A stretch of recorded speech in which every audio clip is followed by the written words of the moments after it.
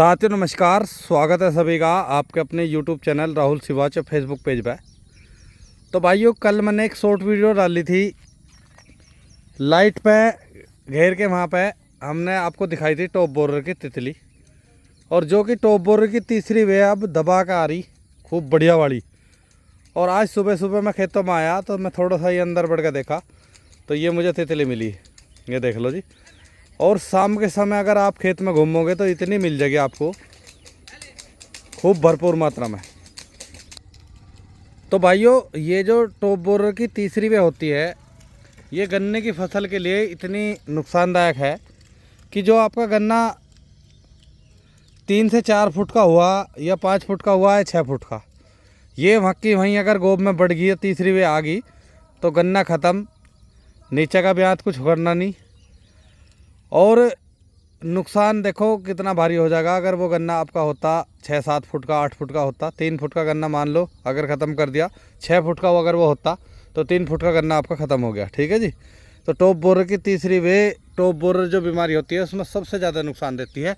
तो उसी के लिए ये तितली मैं आपको दिखा रहा। जो भी भाई देखे वे अपने यहाँ पर पहले देख लो खूब बढ़िया तरीके से घूम के, ठीक है जी, और पता चल जाएगा खूब बढ़िया तरीके से। बाकी उससे अलग पोका बोइंग के लिए बहुत सारे भाइयों ने स्प्रे कर दिया और कुछ भाई रह रहे होंगे।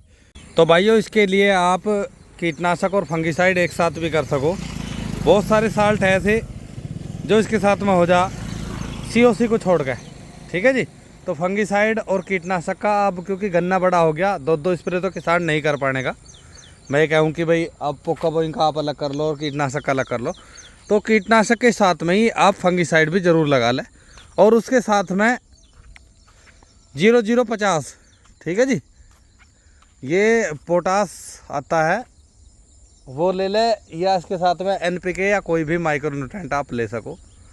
बहुत सारे भाइयों की ये बात है कि गन्ना बंधाई होगी राहुल भाई, उसमें नीचे से क्या लगा हुआ है।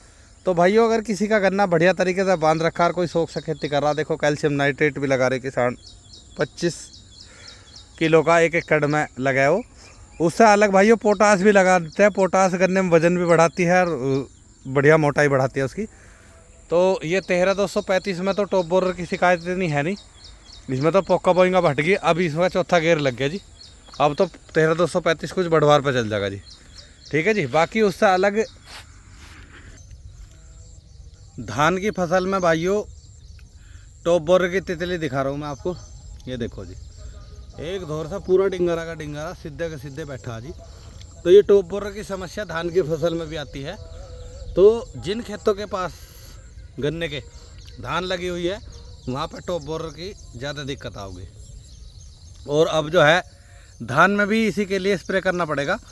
और धान में पिछले साल भाइयों हमने करके देखा था, जो PVC एग्रोकेम का नया साल्ट आया था पिछले साल, जिसके साथ में फंगिसाइड फ्री था क्लोरागो, और उसके साथ में फंगिसाइड था क्योंकि उसमें भाइयों CTPR था, उसके साथ में लैम्बडा था।